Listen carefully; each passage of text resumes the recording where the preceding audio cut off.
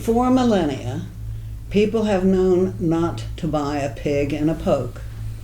Before we pay a lot of money, we should consider the advantages and drawbacks of any investment. Already there are more than 200 data centers in Ohio. Rich guys, their lobbyists, their public relations people, their lawyers, and their politicians all try to keep the public calm about data centers. We are supposed to stay calm while they build more data centers. The number of data centers in Ohio right now should be enough. Enough so that we can figure out what data centers are, what they will do for us, and what they will do to us. Enough already. The rich guys make reassuring promises. Some of the promises are ridiculous. For example, Meta and Google told Ohio legislators that their data centers would be water positive, that they would return more water than they took. Do you believe in magic? I wonder where the extra water would come from. Elon Musk promised that a data center he was installing near Memphis, Tennessee, would have a closed-loop system for the cooling water, reusing the water. Mr. Musk broke that promise, and his data center is using water in enormous quantities with no, repeat, no closed loop. That water, with its chemical pollutants, discharges into the surface water. Everybody stay calm. Elon wouldn't lie, would he? The largest data centers use up to 5 million gallons of water every day, and they never shut down.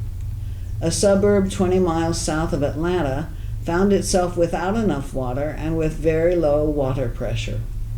After residents of the Annalisa Park subdivision complained, investigators found that the nearby data center had used nearly 30 million gallons of water without even being billed.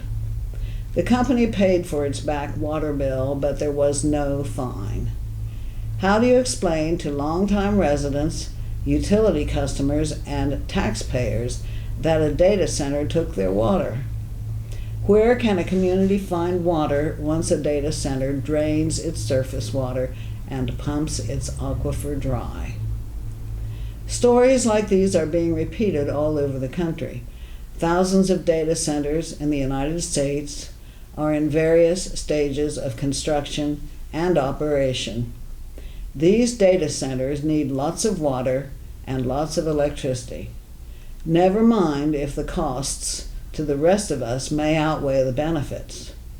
Just stay calm and let oligarchs suck up our water and our electricity. Perhaps if Elon colonizes Mars, he won't need our water and electricity any longer. How come we need data centers anyway? So that artificial intelligence can get better and better? How come we need more and better artificial intelligence? So that China doesn't win the race? What is it we will keep China from winning? Instead of letting the rich guys destroy our environment, let's hit pause on all new data centers. The data centers already operating will enable us to evaluate their safety, their effectiveness, and their environmental impact.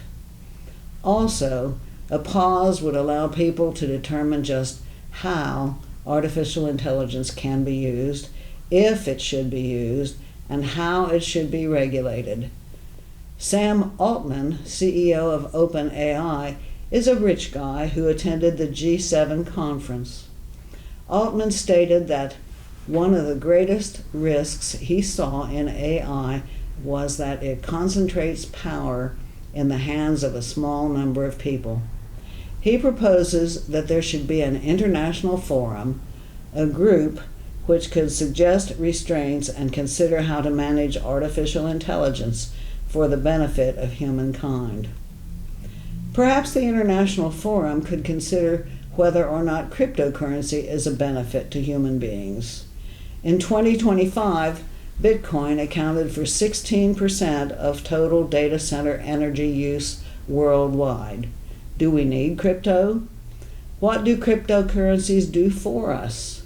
Are we willing to deplete our water and our fossil fuels in order to have more dark money? Why? Who benefits?